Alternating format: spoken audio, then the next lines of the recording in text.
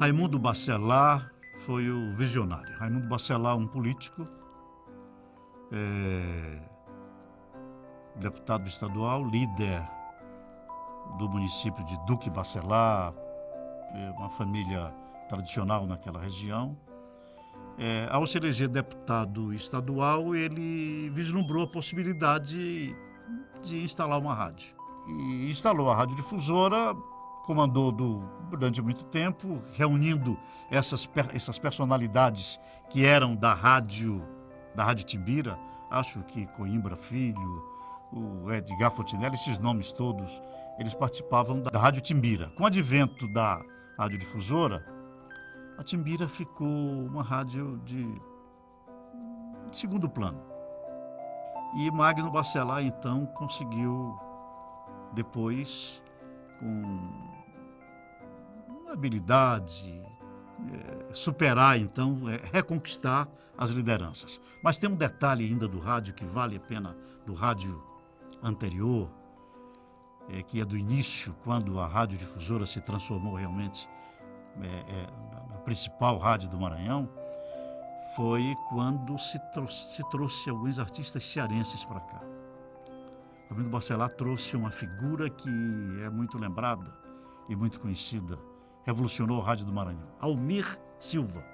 Então, Almir Silva tinha uma participação 2 vezes, em 2 horários da radiodifusora, das 5 às quase 7 horas da manhã, com Bom Dia Maranhão e Turbilhão de Melodias. Um programa que era extraordinariamente líder de audiência. E aí Almir Silva, depois, as coisas na comunicação, acho que vence. Depois ele foi se desinteressando ou recebeu uma proposta melhor, foi trabalhar no Rádio do Pará.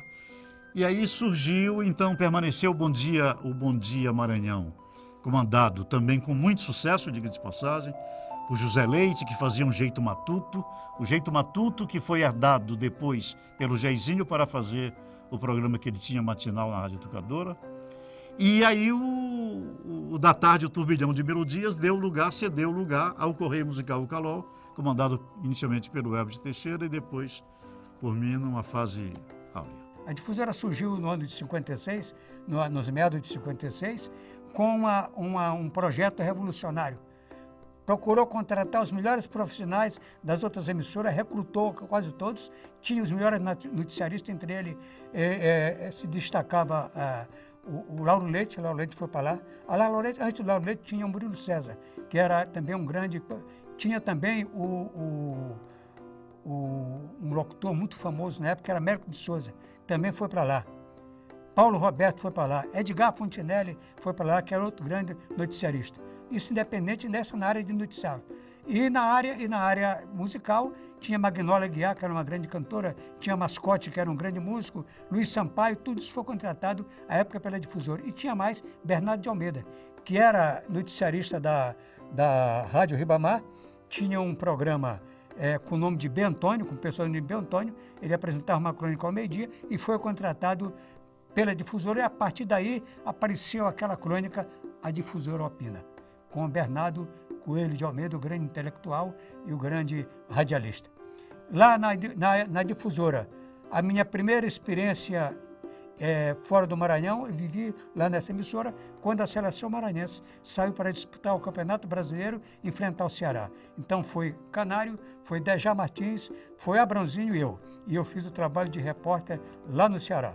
Eles faziam o trabalho na cabine e eu fazia lá na borda do gramado. Foi a minha primeira experiência, graças à interferência de Raimundo Bacelar, que achou que era a grande oportunidade, eu que estava começando a minha carreira, de poder então melhorar a minha produção radiofônica. A difusão naquela época foi sucesso geral, porque quando eu passei para lá, eu saí da Timbira entrei lá em 60, eu já era operador. Aí eu fui para operar, descobriram que eu mexia com disco, me jogaram na discoteca, eu acertei. Aí depois acharam que eu tinha que ser programador de rádio, eu fui fazer os programas, melhorei a programação da rádio em termos de música, entendeu? selecionei melhor as músicas, porque eu acho que quem fazia aquilo não tinha muita vocação para isso. E botava qualquer música para tocar. Eu comecei a fazer uma triagem para agradar gregos e troianos. Tocava samba, tocava rumba, tocava tudinho. E eu dividindo os horários. E a rádio passou a ter audiência à custa do que eu tocava de música. Música popular brasileira e internacional. Eu estava lá nessa época já na rádio. Eu, Cláudio Ramos, as irmãs dele, o José Joaquim, que também era apresentador da rádio, Correio Musical e o Calol, todo mundo se lembra. Raiol Filho e outros. Aí fomos convidados pelo diretor artístico, na época, Reinaldo Farai. Ele sempre nos convidava para fazer parte de algumas peças dele. Aí a gente participou de programa policial, de suspense, de novela. Zé Branco foi o meu primeiro dia chefe de cabine, né? Quando eu passei no concurso da radiodifusora, eu fui destacado para ler os noticiários de hora em hora, que era uma marca do programa dele. Naquele tempo as rádios davam muito valor à notícia, né? E praticamente todas as rádios tinham noticiário de hora em hora. E no programa de Zé Branco, que era das 7 às 10 da manhã, eu lia o noticiário de hora em hora, no horário dele. Quando eu cheguei na difusora, tinha Parafuso, que era operador, Fernando Souza,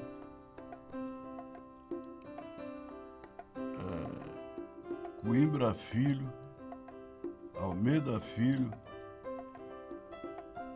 tinha um monte de gente. Um monte de gente que muitos ainda estão por aí também. Quando eu fui fazer o esporte na rádio, nós tivemos que mandar buscar outro narrador. Aí veio do Amapá, Gilberto Alves. O Gilberto Alves veio trabalhar com a gente, trouxemos o Edgar Fontinelli para fazer a parte de dentro do estádio, né? A parte de repórter esportivo.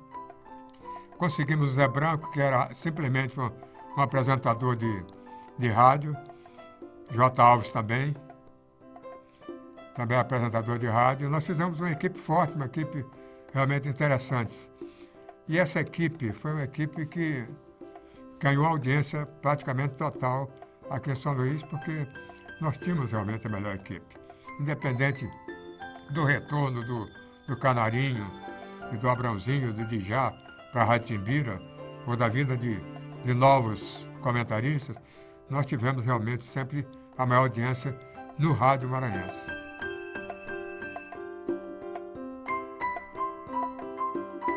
A programação da difusora começava comigo, Bom Dia Maranhão. Eu fazia o Bom Dia Maranhão, Zé Branco fazia Quem Manda é Você, Zé Joaquim fazia Correio Musical e o Calol. Aí vinha a parte do esporte, a parte daquilo que nós falamos de difusora Opina também, a parte esportiva. Aí, nessa época, nós não tínhamos ainda o Jairzinho, mas depois nós passamos a ter o Jairzinho, que fazia a parte da tarde.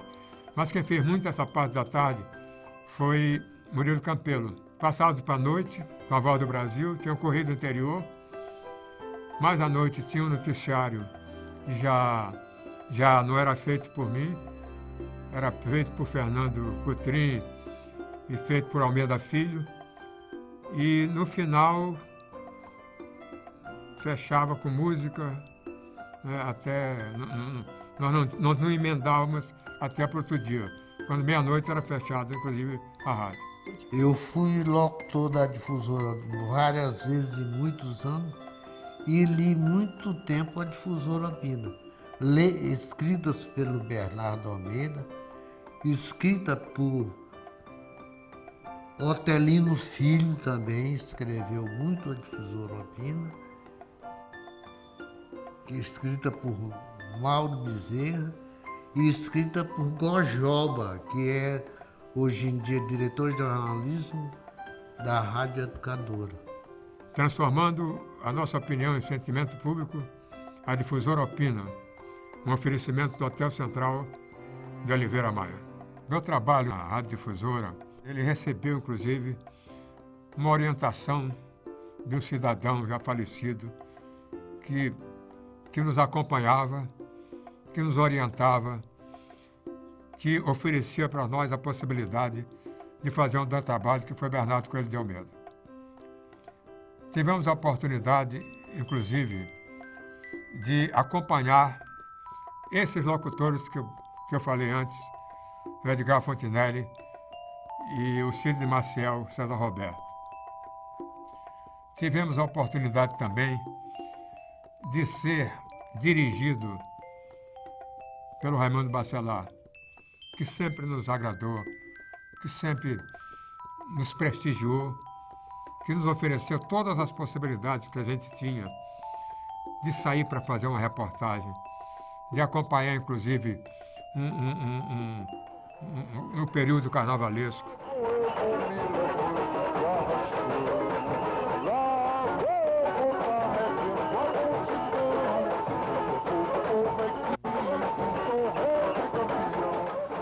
Nós fizemos muito carnaval também com São Luís, acompanhando praticamente todo o transcorrer do carnaval maranhense, desfile de escola de samba e tudo prestigiado por essas figuras.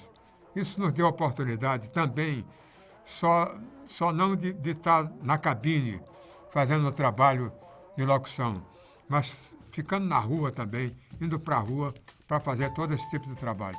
Os Vigilantes RD é a equipe para a cobertura do carnaval que a Difusora fez. Então era através dessa equipe que, como eu estava na unidade móvel, eu ficava um mês antes do carnaval, eu ia a cada escola de samba, a cada bloco, para pegar toda a história deles, para saber como é que eles iam para a avenida. No início, eu cheguei a ter problema, porque a favela lá do Sacavém eram duas escolas, o Salgueiro e a favela. Então, quando chegava lá, o Salgueiro era o primeiro. Tudo bem, aí cheguei lá pedindo as informações e o pessoal ficou com o pé atrás, porque sabia que eu ia sair de lá e ia para a favela. E aí o quê? Ele vai saber aqui, vai chegar e vai falar. Aí eu senti a coisa e conversei com eles. Eu digo, olha, esse é o trabalho que nós estamos fazendo com todo mundo. Não pensa que eu vou sair daqui, chegar para o pessoal da favela e dizer que vocês vão sair assim, assim, assado. Para mim não interessa. Aí a história foi. E aí ficou tudo legal. Então a gente pegava todos esses dados, né? Fernando Souza, que era o comandante da equipe, chegava, redigia tudinho e tal.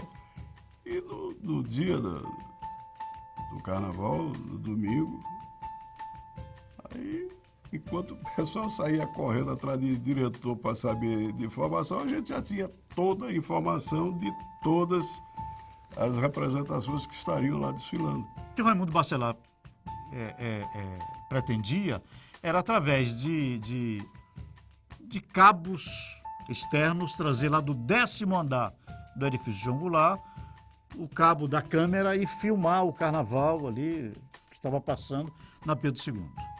Não foi possível fazer isso, mas ele conseguiu montar um palanque na Praça Pedro II para que o circuito do carnaval ele tinha esperança de poder fazer com que as escolas de samba, os blocos carnavalescos, etc., ao se apresentarem lá na Deodoro, viessem para cá. E aí foi criado, então, uma equipe para transmitir o carnaval, com equipes na Pedro II, onde não se sabia o que ia dar, e na Praça Deodoro.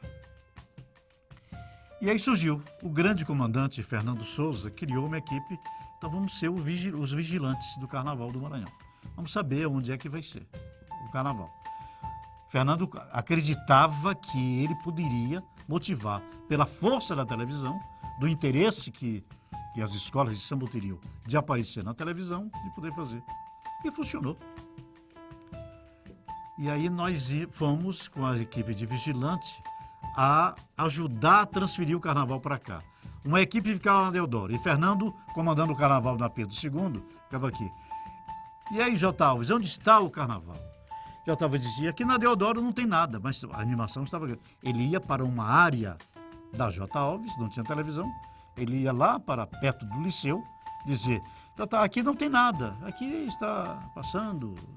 A expectativa é que eles ainda venham por aqui, etc. Estava passando blocos, estava passando índios, blocos de índios, etc. e tal, mas ele estava lá no Liceu. Depois ele ia lá para o fim da Rua do Passeio e disse, olha, tem um bloco de sujo aqui que está se dirigindo lá para a Praça Deodoro e tal. E eu estava aqui com o Fernando na Pedro II e podia dizer, e aí, Zé Joaquim, onde está o carnaval? O carnaval está aqui na porta do Hotel Central.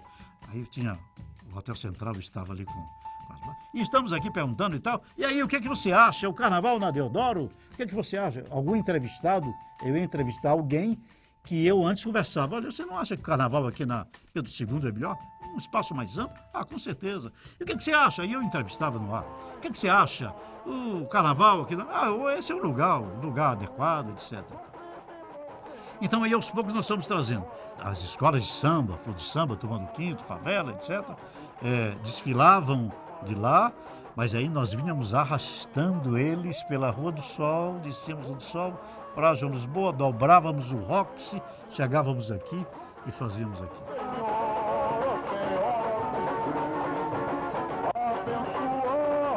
O Mauro Bezerra já estava na difusora, e quando eu saí de Timbira, ele me levou para a difusora também.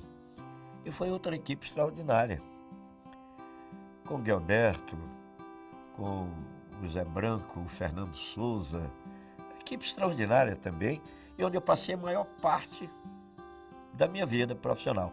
Para lá foram também vários companheiros da Timbira, foi o Fontenelle, foi o saudoso Ryan Filho, e aí uma coisa também extraordinária. Passei a maior parte do tempo na difusora, tenho um carinho muito especial pela Rádio e Televisão Difusora. Em termos de abrangência, em termos de sucesso, que marcou a minha vida como profissional do rádio, foi realmente na Rádio Difusora. Porque aí na Rádio Difusora, naquela época, a Rádio Difusora era uma rádio que penetrava no Maranhão quase em sua totalidade, né? E tinha um slogan que era a famosa Rádio Difusora, a Poderosa. Então, quem chegava naquela época à difusora é como se chegasse hoje na Rede Globo de televisão. Em 75 eu estreiei na difusora. E olha que foi uma luta para eu entrar na difusora, né? Porque eu era considerado, na linguagem popular, de bastidores, como é que se pode dizer? Eu era considerado minhoca.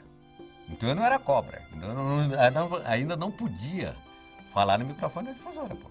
Quando eu comecei na Rádio Difusora, ela era o 9º e o 10º andar do edifício João Goulart eram usados para abrigar a rádio e a televisão. No 9º andar ficava a parte burocrática da rádio e no 10º os estúdios da rádio e da televisão. O programa mais marcante da minha carreira foi um programa chamado Jovem 680. Daí houve um Ibope e a difusora oscilou nesse Ibope, né? E surgiu a oportunidade de eu ser convidado para fazer um programa para a juventude.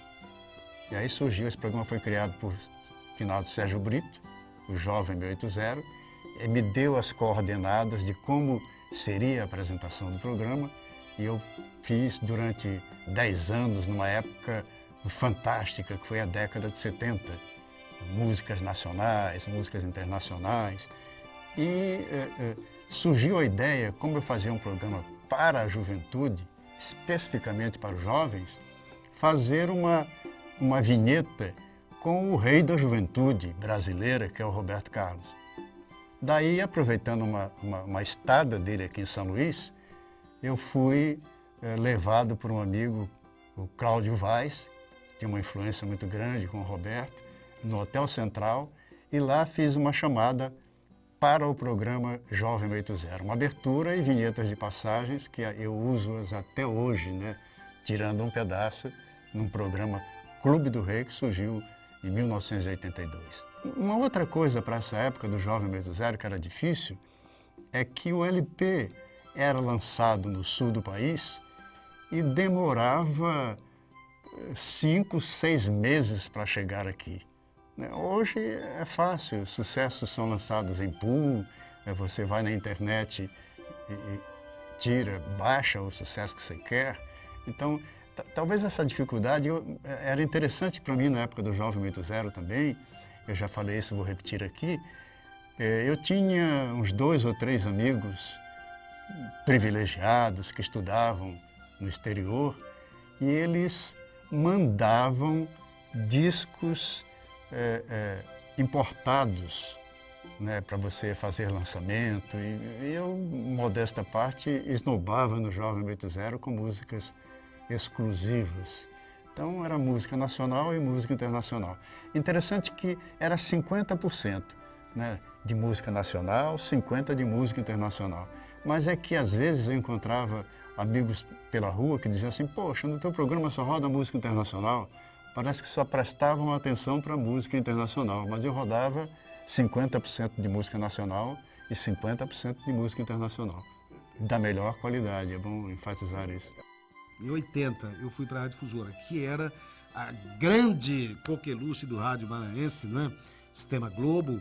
E lá na Difusora eu tive a oportunidade de... Eu cheguei para ser o plantonista, para substituir Lima Coelho e Edir Garcia, que já estavam exercendo outras funções de direção na casa, e eu fui para substituí-los. E nesse momento de fazer o plantão na Difusora, surgiu uma vaga de noite. Hoje eu faço, não deixo você dormir, né? Começa às 10 horas, mas naquela época eu não deixava a pessoa nem dormir. Eu fui fazer um programa de noite. Era nas madrugadas, começava meia-noite e até 4 da manhã. Coisa de iniciante mesmo, muita saúde ainda. E eu fui substituir Márcio Roberto, que fazia esse programa, depois saiu e ficou Riel Leite, um goiano, brasiliense, se não me engano, que morava aqui e trabalhava na Difusora, fazia o programa. E teve problema familiar e voltou. E não tinha quem fizesse e eu fui fazer. A partir desse momento, em 80, que eu passei a fazer um outro tipo de programa de estúdio que não fosse esporte. Já era um programa de variedade, com música, com tudo. Era o Show da Madrugada. Fiz muito tempo. E com muito sucesso, porque nessa época não tinha uma rádio FM aqui em São Luís e não tinha nenhuma rádio que ficasse de noite, só a Difusora. A Difusora era o top de tudo aqui. Se você passava no vestibular ou fazia vestibular, a Difusora é quem dava o resultado do vestibular com mais efervescência. Todo mundo queria acontecer na Difusora, tanto era divulgando como num pátio interno ou externo da Difusora. E ela representava, eu acho que, o rádio moderno há 30 anos atrás.